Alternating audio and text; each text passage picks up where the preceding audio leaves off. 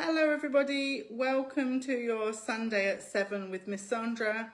So it's Sunday evening, and every Sunday evening at 7 p.m. we have a Montessori chat, and at the moment we're working our way through Montessori's 1946 London lectures. So this is when Montessori and her son travelled to London and gave a whole series of lectures from September 1946 right through until the winter of 1946. So the final lecture was actually given, let's have a look and see, on the 11th of December 1946. So we've worked our way through from the start of this book, and we are now on to lecture 23, which is called Hands. So we're going to have a look at this lecture in a little while, and I also have a beautiful activity to show you today. So we're going to look at it as part of this lecture. And it's this lovely Montessori sun game. This is the lovely box it arrives in, and mine is from a company called Montessori Hut. You can see the detail here. So if you are in the subscriber hub, and welcome, because there's 300 of you now in the subscriber hub. So it's wonderful to have so many people studying and doing their free training with me. There's also a discount code for this company. There's other beautiful items she produces as well. But today, as part of our talk, I'm going to share the sun game with you from Montessori Hut. So that's one of the places you could order this beautiful activity from. Okay, so today's lecture then is called Hands. We know how important they are because we've been listening to our Montessori. And it's lecture 23 from the 11th of November, 1946. So today then I want to share some reflections of Maria Montessori's from this lecture called Hands, because it's a really beautiful reminder of just how essential movement is, not only for children, but for all of us, for life. Everybody and everything that's alive needs to move. It's part of us, isn't it? We don't all keep still, nothing would happen. So if we think for a moment about the world itself, we see that everything, every living thing moves to suit its own purpose. And Montessori has referred to this as well in other lectures, hasn't she, about how different creatures, animals, plants, everything moves in the way, in heredity, the way it was designed to. Man, because of our intelligence, we come up with more ways to move, and we come up with our own ways of doing things as well. But basically, fish always swim, and birds, well, most of them fly. And plants have to grow, and they tend to grow towards the light because that's what they need. And each of them has their own kind of movement that makes its life possible to it. So that's what they do for their survival. It's what they're designed to do. But Montessori in this lecture asks, but what would happen if it all stopped? If the plants didn't grow, if the trees ceased to grow and the flowers stopped opening, the plants would die. And without their movement, the air would be full with carbon dioxide. So all of those things that need the oxygen to breathe, life would die. It couldn't go on without them.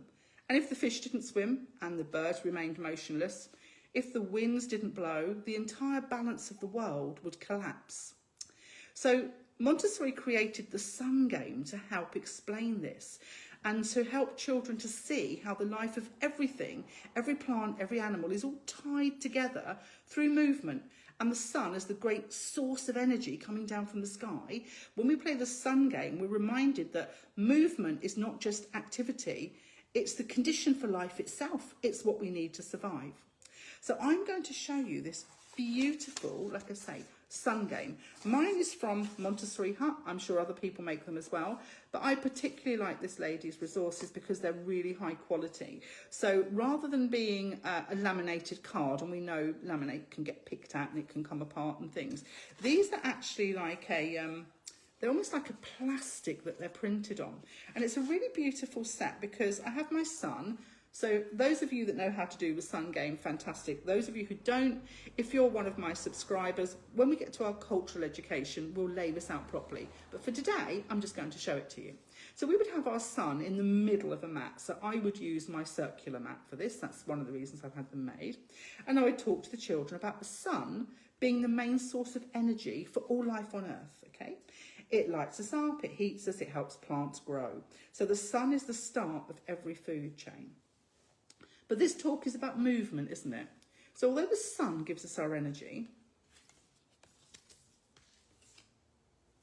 the first thing we have is our producers. So the producers are plants that make their own food using the sunlight, the water and the air. And the process of using the sunlight and the water and the air is photosynthesis. And that's a lovely word to do with your syllable clapping, because to hear 4-year-olds or 3-year-olds say photosynthesis, they'll go home and their parents will be so impressed. But they'll be so proud of themselves as well that they can syllable clap such a big word and understand what it means, yet they're only between 3 and 4 years old. So this is the first step in the food chain, and it gives energy to many other living things. But all of these things need to grow, don't they? And to move. The seeds need to be able to spread with the birds in the air. So we have grass, we have things like our trees. We can't survive without trees, we know that. We have things like our vegetables, and it's not just us that eats carrots. Things like sunflowers. So in this set, there's a really beautiful selection. Blackberries, seaweed, because obviously plants don't just grow on land. So lots of different plants that are our producers. So the first things in life that are moving, the first things in our chain. So what happens with our producers? They're eaten by our primary consumers, our herbivores, animals that eat plants. And children love to learn these big words as well. Herbivores, carnivores, omnivores. All of mine, I've taught them these words at 3 years of age, and they absolutely love it. And I'll say things to them. How do you know that the guinea pig is not going to try and eat you? And they'll say, Grandma, it's a herbivore and I'm made of meat. And they're really lovely real life lessons that we can associate to things we come across every day. So it's not abstract learning, it's part of their life, part of their experience they have. So then these primary consumers are animals that eat plants, and they get their energy by eating the plants. And these animals are called herbivores, and they pass energy from plants to animals. Okay, there we go.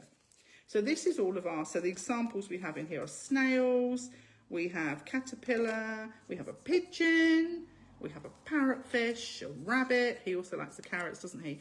Grasshoppers, so that's all of our primary consumers in our sun game. So we can see now that all of these things move as well. It's part of their life, isn't it? They have to be able to move.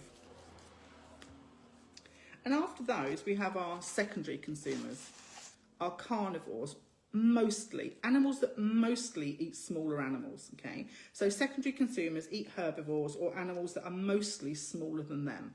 And we have things like our lizard, he likes a good range of insecty type things, doesn't he? And our woodpecker, and our snake, and our crab, and frog. These are all the examples that are in this pack, and our fox. There we go. So those then are our secondary consumers.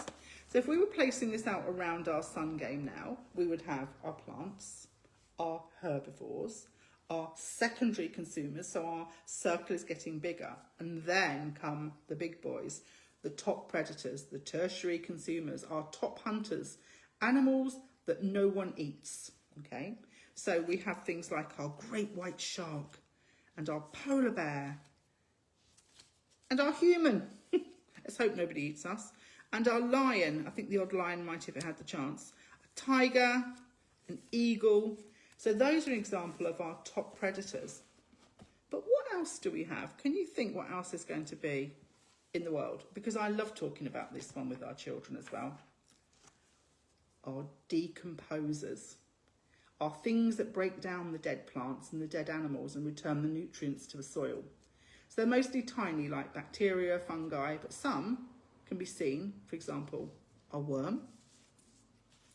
Here's our bacteria, our dung beetles, our vultures, our millipedes, our fungi. So those are all our decomposers. And they all need to move. They all need movement. And this, all working together and all doing their own job, is what keeps our world going. We also teach the children that were the sun to stop shining, then the whole food chain collapses as well. But it's really important to understand the movement of each of those creatures and how it all links together.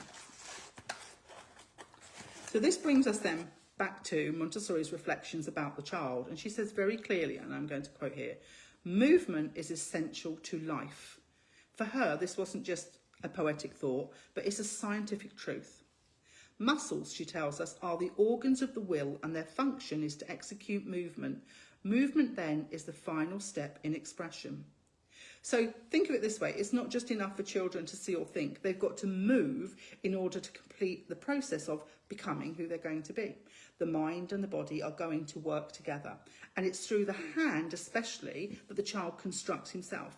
Montessori even calls the hand the organ of the inner life. And we have a lovely quote, don't we, that nothing goes through to the intelligence with having first gone through the hand. And it's so important. So when a child works with their hands, whether they're carrying, building, scrubbing, polishing, pouring, threading, all of the beautiful things that are on my practical life shelf here as well. Let me just let you have a little look at those.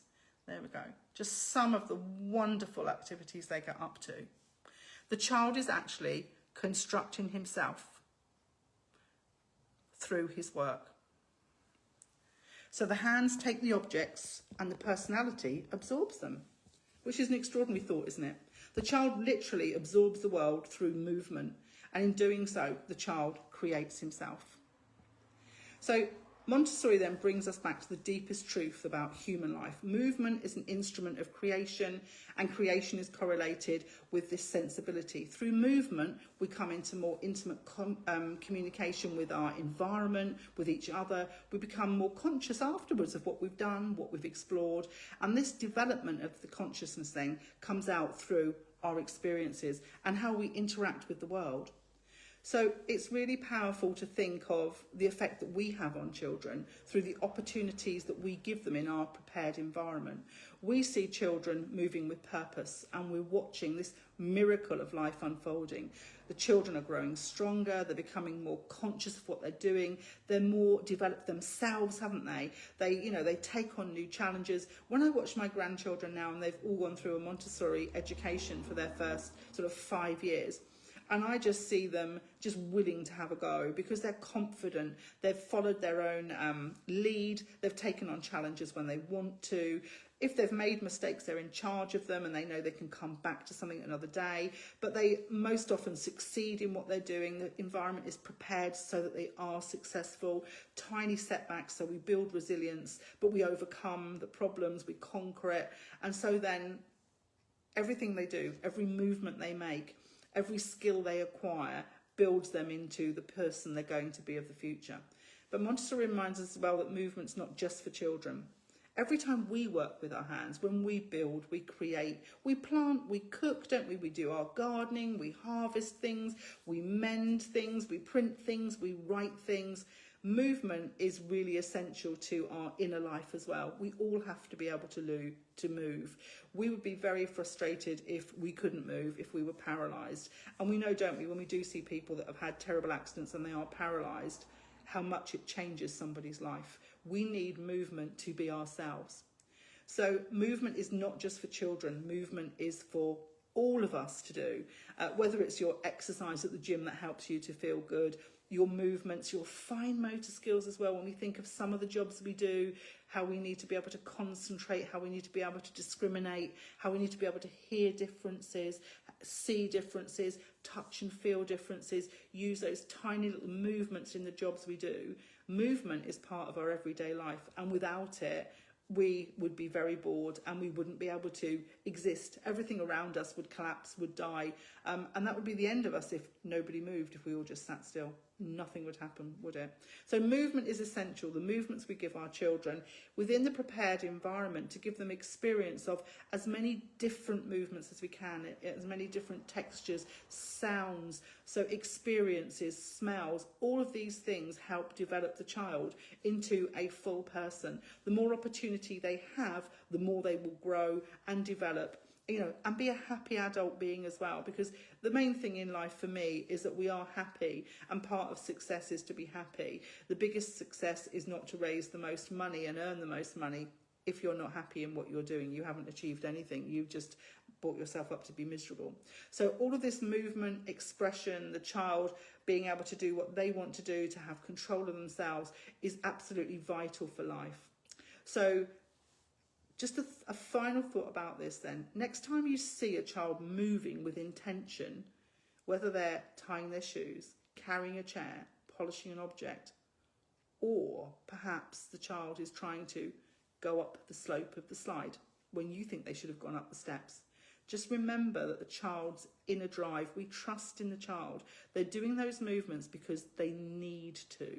We have to trust in the child to follow the movements they need to do, whether they're pounding, whether they're kicking, whether they're laying on the floor expressing themselves. Movement expresses so much that's inside a child. We just need to understand why those movements are there. Also with the hands then, when a child is working with the hands, we need to think the hands take objects and the personality absorbs them. In those simple, purposeful movements that children are doing, the child is building his body, but he's also building his mind, and he's actually preparing himself for a lifetime of creation, a lifetime of movement, of thinking, of creating, of doing positive things, but only if we understand what we're doing and we get our roles right.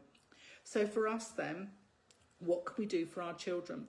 We can prepare not just our classroom environment for them, but all environments for them, opportunities for them within the environments to visit lots of different things, to experience the oceans, the rivers, the woodlands, the deserts, so many different experiences of different cultures and different places and different people and different opportunities to climb, to swim, to ride a bike, to walk forwards, to walk backwards, to be in the dark doing something, to wear an eye mask and just have to put more work through your ears than you are through your eyes. Just all of these different experiences for children that require movement and the senses, preparing every environment we have to give our child as many opportunities as possible, and also understanding for ourselves, whether you're a parent or a practitioner, to be a kind and understanding guide, to see no child as a problem. The child may have a problem. We are there to support them and to work out what those problems are, why we're seeing behaviours that we maybe are finding stressful.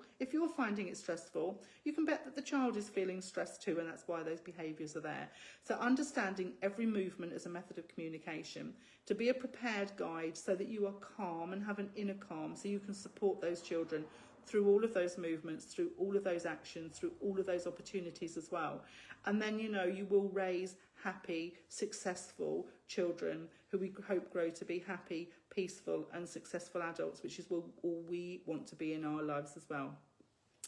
So that is Montessori's lecture 23 from 1946, the 11th of November, about the hands. Like I say, I've taken it, rewritten it because I can't read directly from the book. So Montessori reminds us then that in this first period of life, you know, when nature rings the bell, the children are at an age, they're ready to respond, they're ready to work, and we need to be there to support them. So lovely. Thank you for listening to my lecture. Have a peaceful week, everybody. Enjoy being with those beautiful children, and I will see you all very soon. Take care. Bye-bye.